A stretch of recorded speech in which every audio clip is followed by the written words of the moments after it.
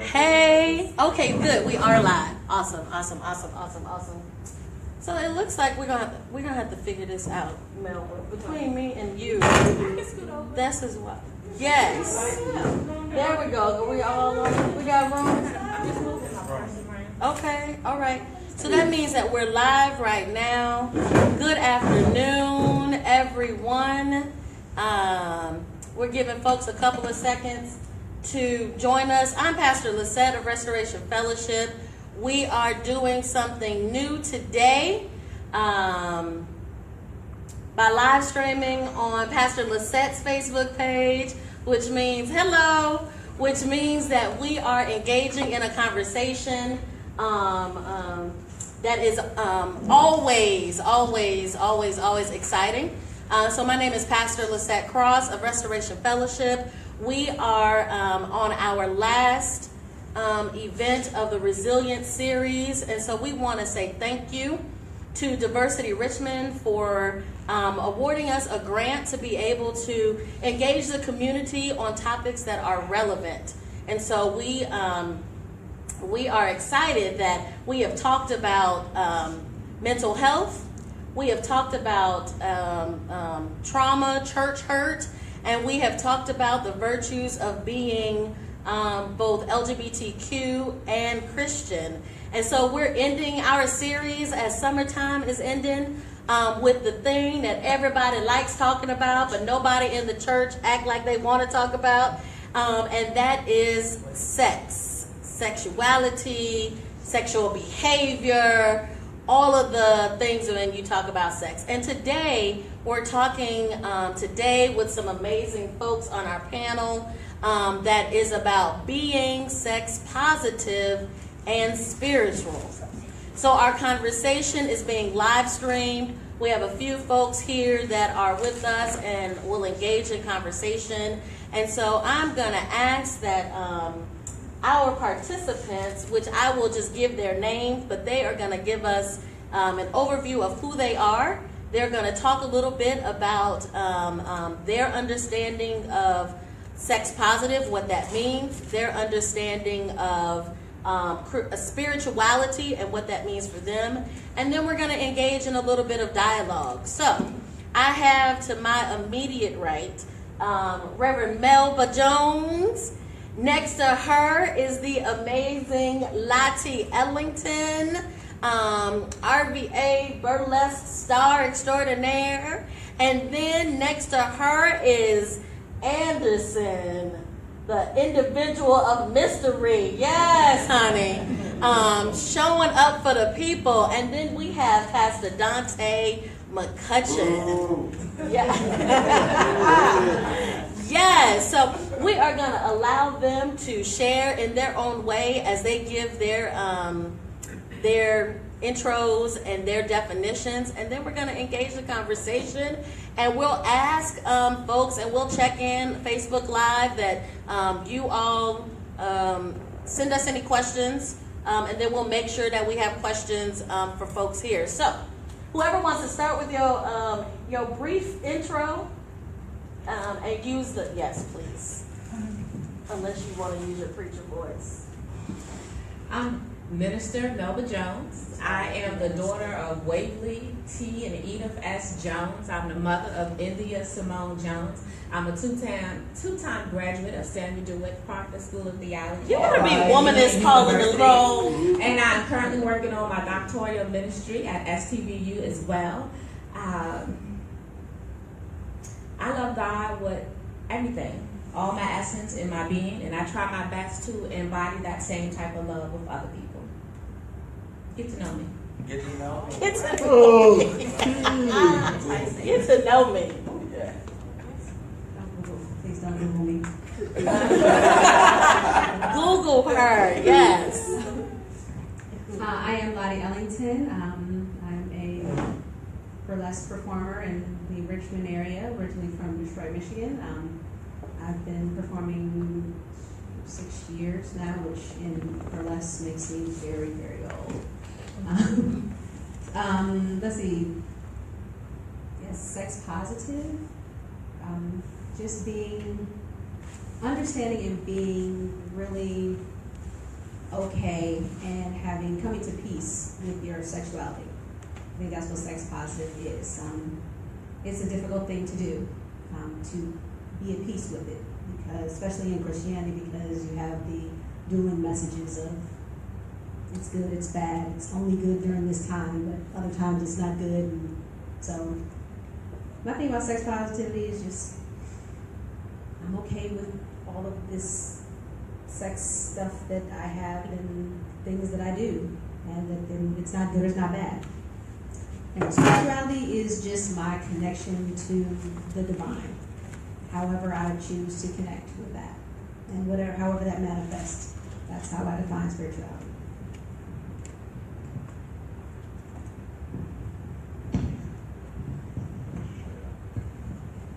Hi, my name is Mr. Mistress Anderson Bertrand. Mr. Mistress, yes. Mr. Mistress. I am a quote-unquote sexy socialite as my day job, I guess. Day and night job. Wink, wink. To me, sex positivity is really just being comfortable in your body, in your sexuality, whoever that may be, wherever that may be, however that may be. I run a few kink groups here in Richmond as well. So there's that side of my sexuality and my sex positiveness is that you really can explore so many different things with the body that, that sex positivity allows you to do, not being afraid or ashamed of your body and your sexuality. And then, of course, tying that into spirituality for me is, I like how our wonderful Miss Lottie Ellington said, our connection to the divine, right? No matter what it is that you believe in, whatever higher power that it is that you have in life, being connected to that and being connected to your existential self and your spirit around you, taking that sex positivity of the body and connecting it to the mind and emotions and the spirituality of your cosmos, of your beliefs, and of your higher power. That was brief enough. My name is Donte McCutchen. I am pastor here in Richmond Love Cathedral Community Church. I also have been working in public health for about 10 years. I'm going to read what I wrote. Being sex positive and spiritual / Christian says to me that one is open and brave enough to embrace the all of them and the all of their God at once, with no separating. Is that good enough? That is great. Praise the Lord. Yes. Minister Melba, we need your answer, yes. How would I define sex positive? To me, sex positive is knowing that being sexually aroused is normal and it's human. Wanting to have sex is normal and it's human, and you're not possessed by any imps, evil spirits, any things of that nature. We are biologically created to have sex. Awesome. So now that we know who is here, who is providing conversation for us, I want to... Awesome. Okay. They're handling that. That's why you got good people. I want to go to the dueling messages. Okay. So I love that Lottie brought up the role that Christianity has typically played around dueling messages of sex and faith. And so recognizing that we live in a world where there are dueling messages about being sex positive and about being spiritual or faithful or Christian, how have you, right? So this is that's okay, it's a question to the panel. How have you all worked through that, right? Being sex positive and spiritual or Christian or faithful, and recognizing that there are dueling messages. I'm gonna just keep using that tag. Dueling messages that are part of what challenges us to be sex positive. And anybody can respond to that one. I think you had. No, you had. Do hashtag delete, but Yeah, hashtag dueling messages. Yes. I'm gonna change seat for us. This is like my little brother, so we wind up fighting. It may be a fist fight that breaks out at any moment, just being prepared. That's what siblings do. That's right. So thank you for throwing me under the bus. Dueling messages. Dueling messages. It's been a challenge. It's an evolving challenge, and it happens like you work a little bit more every day. So it's not a destination; it's a journey. I think initially I had a lot of confusion because church said that sex was just for a husband and a wife, and you should be married, and that you shouldn't do it by yourself. And so there weren't really a lot of loopholes. There was no way around it. It was like, okay, well, if I'm ever going to have sex in a way that is appropriate or pleasing, I have to get married, and I would have to marry a man, and that would be the only way that I could have sex that was valid. And that was very difficult for me because I have probably the absolute worst taste in men. So if I were to marry any, especially the first man I was ever in love with, it would have been a horrible, horrible situation. And then again, it's also saying you're not supposed to have sex by yourself. So I was like, okay, that's not really supposed to be a viable option. However, I have 5 younger brothers who spent a lot of time in the bathroom, so I kind of had to figure out that they had rectified that in their own minds. So I was like, okay, I got to figure this out because they're figuring this out. So I had to kind of figure some things out and understand that, again, as a female, that enjoying personal time with myself was okay, and that I could do that as an alternative to trying to find some ding dong to marry, and so I can have sex. So yeah, it's a dueling message. It's difficult. You just keep working through it. You read, you learn, you discover, you explore, you rediscover, and again you embrace that and say, okay, this is part of. I'm a creation of God, and God created this and created all of this part of me that is supposed to be good. Then I'm going to love it the way that it is, and I'm going to be okay with it, and I'm going to have to shut out those negative messages that say that who I am and what I am is bad. I have a choice as to what I accept into my consciousness, and so I had to start to say, okay, consciously, I'm going to accept that I'm okay. I'm going to accept that I am beautiful. I'm going to accept that my desire for sex is not the highway to hell, and that I'm okay with this. So that's really, and it's a journey. Some days it's like, oh yeah, I got this. And other days I'm like, I'm gonna have to answer for that later. But most days I'm okay. Yeah. Pastor Donte, can you talk a little bit about dueling messages and how you've seen that show up in both your work as a public health professional and as a pastor? I feel like this mic is real loud. When you said dueling messages, help me understand that. What are the messages? About the negative side of sex as a pastor. In my church, we don't really have too many negative sides of sex. But in church in general, the whole thing about, of course, if you feel some type of way, you have to take a cold shower. And the cold shower is supposed to, make sure the direction goes away and things of that nature. But I think that the struggle for me, and I'm going to go personal, the struggle for me was to understand that sex was created by God. And that this, as Melba said earlier, that just because I felt this way, it doesn't mean that I'm bad, doesn't mean that I'm going to hell. And I think that the struggle was no one was willing to tell me about how to deal with the things that I felt versus the fact that you just shouldn't feel it. And so I would say messages for me were mixed because at home we were very positive for sex. But being in church, we just couldn't do it. But that's where all of the babies came from. All of my friends got pregnant before they were married. They all were pregnant in high school. So so when you say the messages, I would like to know the different messages that have been heard. So I thank you for the whole sex by yourself thing. But when I working in public health, dealing with individuals who have contracted STDs or HIV, most of them were believers. Most of them were faith people, people of faith, and they were, of course, apparently active, sexually active, but they were ashamed.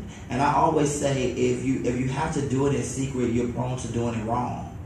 And most of the time when you do it wrong, you end up making mistakes, whether that is, not using the condom and contracting something, or, getting a baby and you really didn't want to, get a baby, or actually getting caught because some of us had sex in church.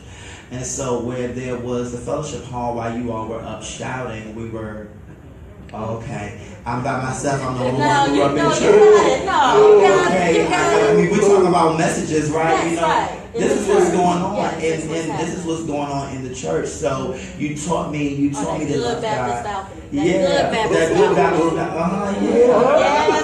You taught me to love God. Yes. You taught me to love God, but hate myself. I don't understand that. But to hate myself and love God just doesn't add up to me. But I'm gonna shut up right here because I can keep going. I don't want to keep going. So I want Anderson to respond, because I need the people that will watch this, that are watching this now, that are in the room with us now, and that will watch this later, to understand what kink is, because everybody don't know what kink is. Kink. So what is kink? And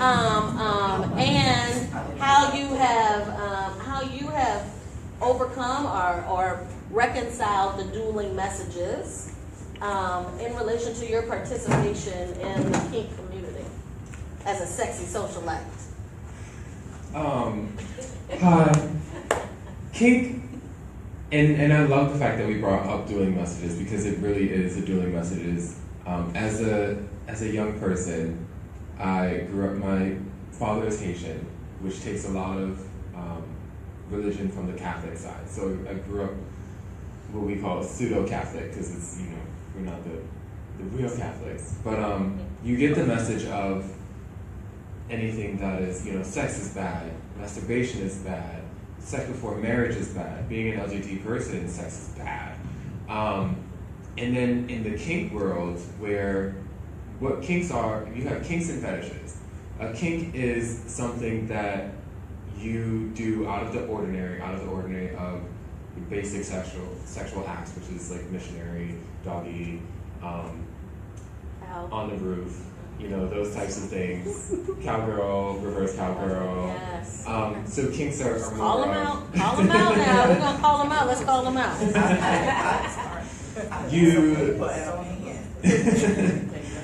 Kinks. This is an educational experience, it sure is, right? Let me give you the tea.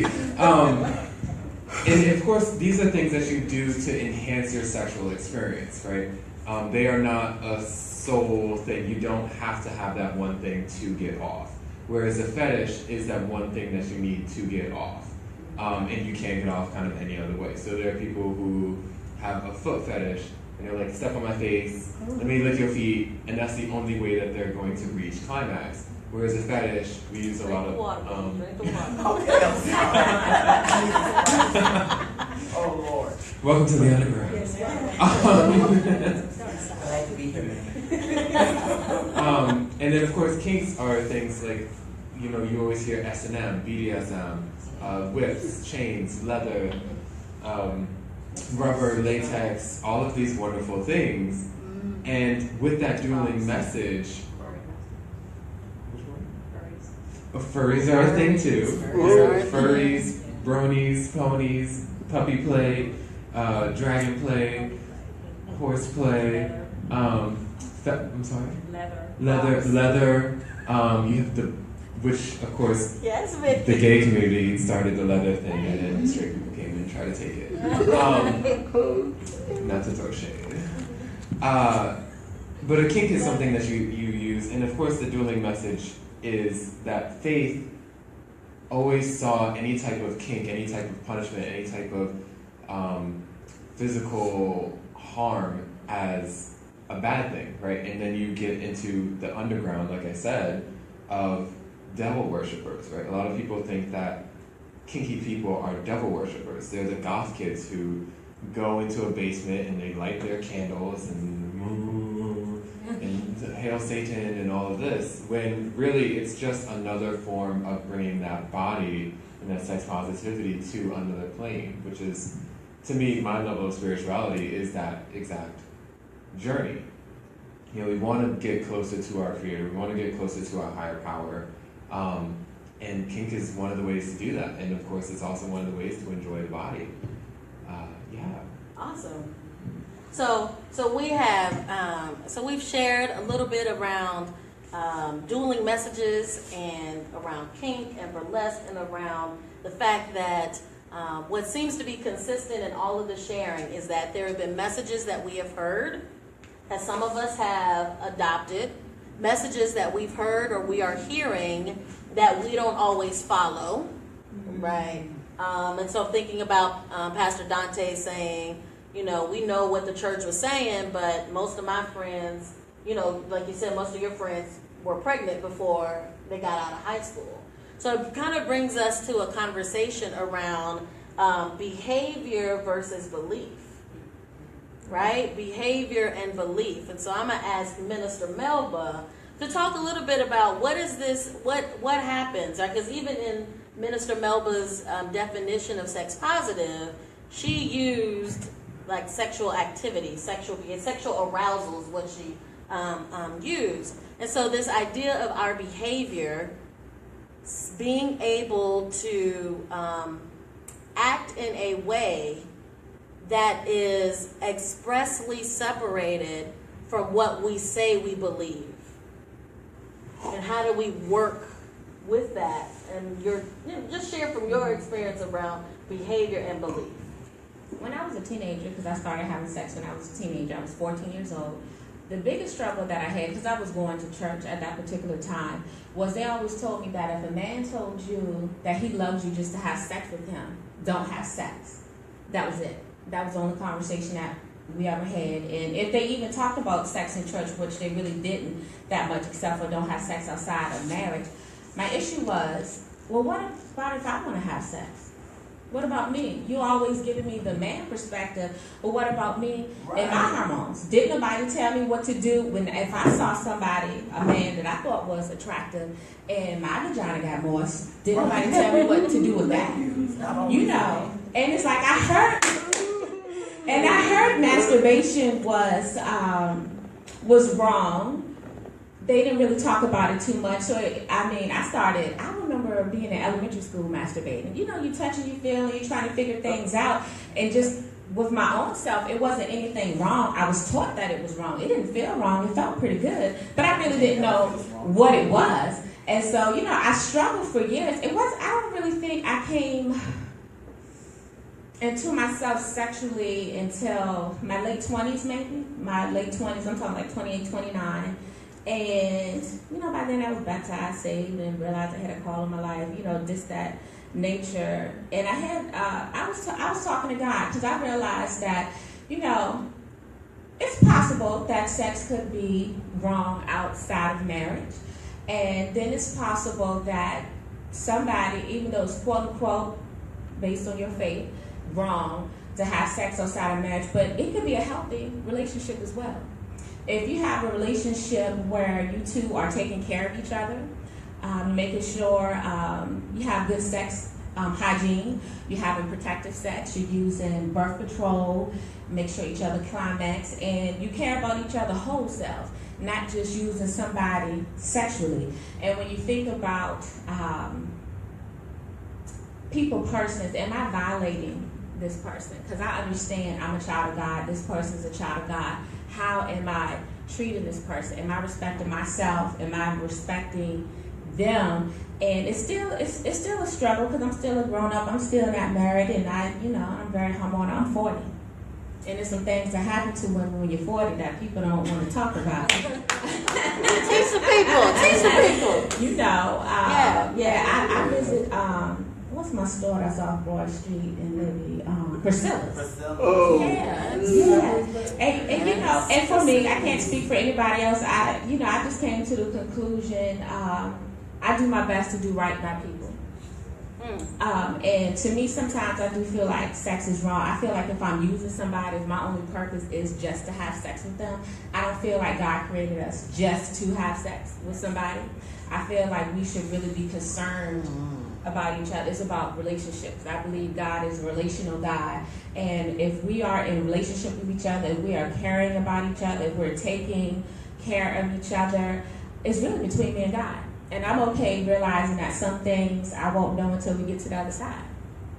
And I'm responsible enough to, hey, if God gonna give me the business, judgment day, however you may look at it, then I'm gonna just take it. I did what I did, and if not, yeah. But God is big enough to understand and know what's really going on in my relationship. Yeah, with yourself and others.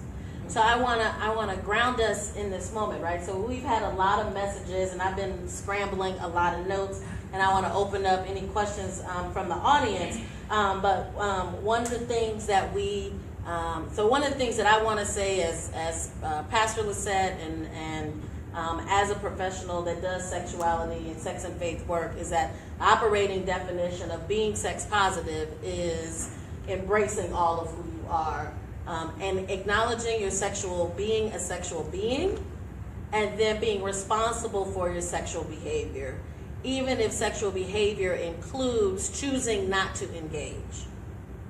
right. It is okay to say no. Do not conflate a conversation about being sex positive with being irresponsible. That's not the same, because there are persons who are abstinent or who are celibate that are sex positive, and that is okay.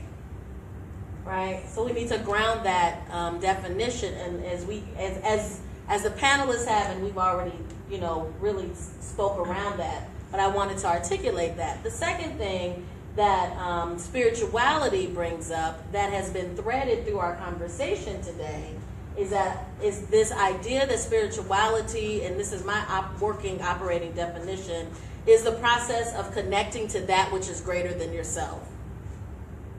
So if that which is greater than yourself you call God, you call Allah, you call Buddha, you call divine, you call universe, you call creator, and then you choose a path or you choose a religion. So my spirituality is based in Christianity because I connect to that which is greater than myself, because I believe that Jesus Christ came on this earth, lived, hung, bled, and died. Y'all know, I'm Baptist, so y'all know, right? Came down through 42 generations. Y'all know all the things, right? And that is my confession of faith, right? So recognizing that spirituality is also about defining what that means to connect to that which is greater than yourself, okay? So now that we know that, right? And now that we understand, and we've lifted some of that up in the conversations thus far, themes around hashtag dueling messages, which came up, right? Themes around behavior, our sexual behavior, themes around belief systems, right, that ground us individually, that is in constant conversation with the communal understanding of belief. Well, I want to talk about conversation partners, right? Because what is also happening, even as we talk about it, is that there are conversation partners, people that we're talking to, or entities that we're talking to, right? So Minister Melba mentioned talking to God, right? Who are our conversation partners, right? And so I'm going to ask the panelists to think about, in this point in your journey, in the roles that you play, both individually and in the community, who have been your conversation partners? And they don't have to be individuals. They could be books. It could have been a TV show. It could have been a scene in a movie that was your aha moment, right? That there are conversation partners that look differently for each of us. But there have been that moment that has been the spark that has allowed you to either broaden the conversation or deepen the conversation of what it means to be both sex positive and spiritual.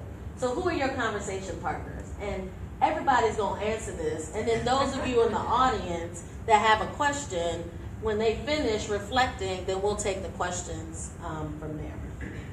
I'll start. You'll start.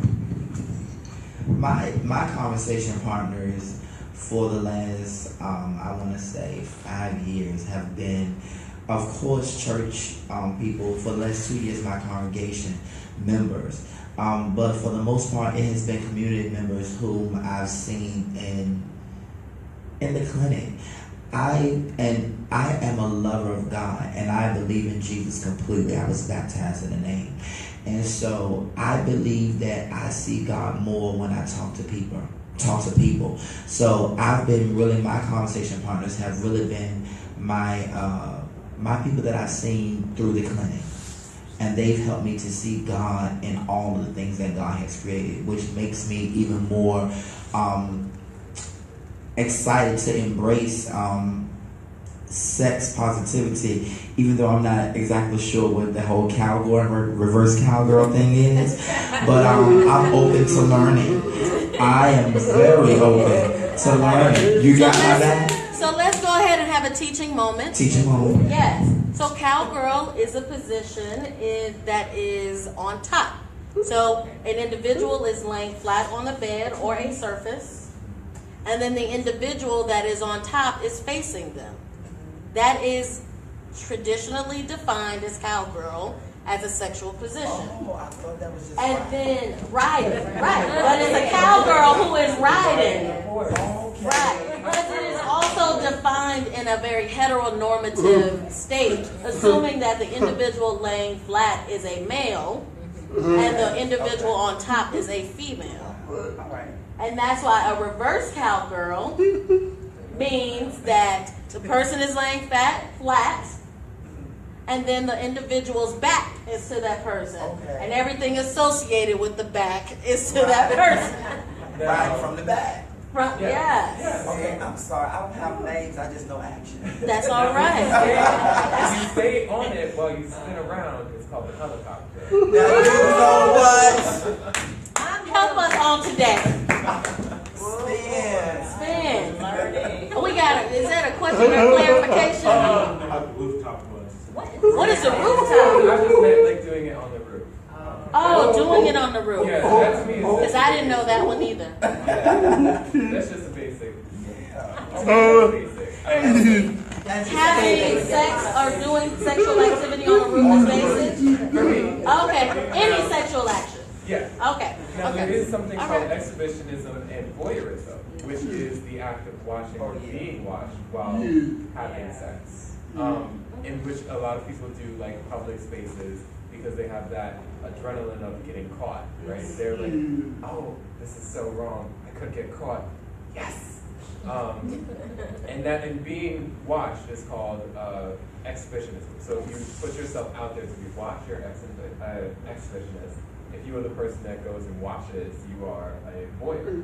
Now don't be the creepy kind, like peeking Tom, that goes to a random house and does that. But it's all, of course, with the kink community as well, everything is about consent. Yes. Consent is very, very, very important. I'm gonna ask you to pick the mic up. Oh. Not that I'm sure. I'm wondering, and I'm sure if somebody couldn't hear, they would tell us on the Facebook Live. And we invite those of you that may be watching to ask any questions. By all means, we invite you to ask any questions. So, who are your? Since we veered off on a teaching moment, because one thing that is true is that no matter how conservative a person is in their belief system, or how liberal somebody is in their belief system, human beings, unless they identify as asexual, which is also okay, love to talk about sex. That's why we got excited. We want to know what the rooftop is. We want to understand definitions, those types of things, right? So let's go back to who has been your conversation partners. Mr. Mistress Anderson.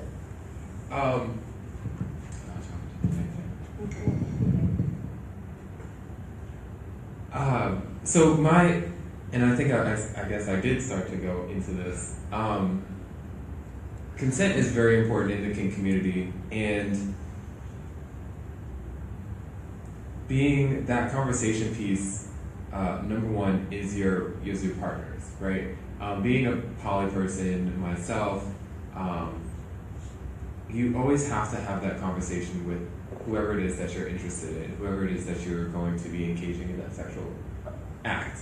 And then, of course, I also, Short Bus. I don't know if anybody knows the movie Short Bus, but it was one of my aha moments of like, wait a minute, this is a possible thing. Growing up, the gay thing wasn't okay, especially in the church, right? I started in the Boy Scouts when I was very young, which back then was a very heavily Christian organization. And I don't want to say relations because I didn't have sex with this kid, but Attraction. I had attraction. We had a mutual attraction. He was my first love. We remained best friends until we were 16, 17, and then went to different colleges, blah, blah, blah. But when we first started our attraction to each other, the counselors noticed something extra than just friendship.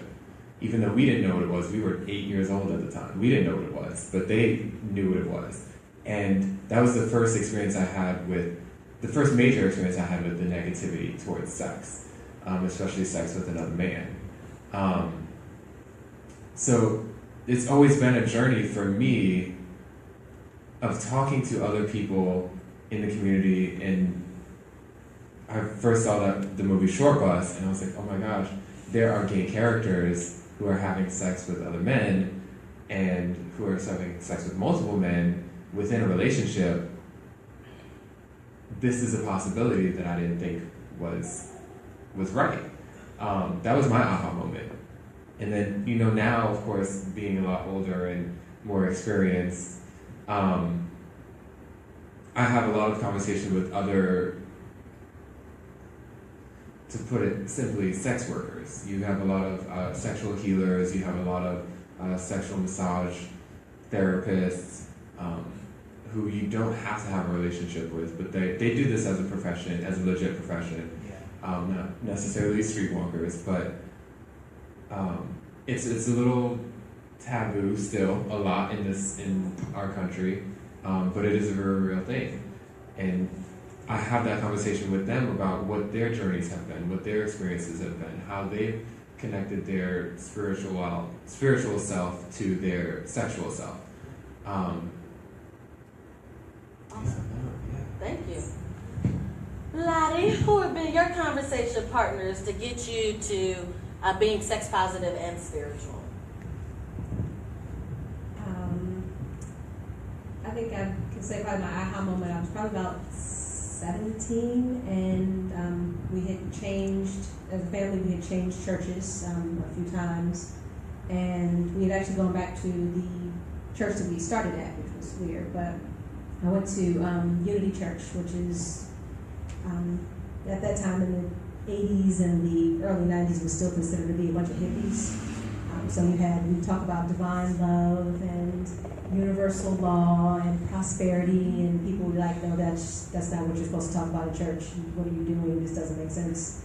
And so we'd gone to a Baptist church, and there was baptism, and there was fire and brimstone, and then the minister of that particular church, I was young, but I got the gist of it, that he had been engaged in some activities with some young men in the church, and so then we had to hurry, and my family was like, oh, let's switch churches, let's go back to the hippies. So we went back to the hippies, from there was that aha moment, was talking about being human beings, being spiritual beings on a human journey. And I was like, oh, okay, that makes sense. So I'm supposed to make mistakes. I'm supposed to do things wrong because I'm on a journey. The other part of that was talking about acknowledging the types of love. So you have spiritual love, and you have love for friends and love for family, but they also mentioned that you had romantic and sexual love. And that was the first time in church that I had heard anything, any acknowledgement of sex other than it being the thing that you do to go to put you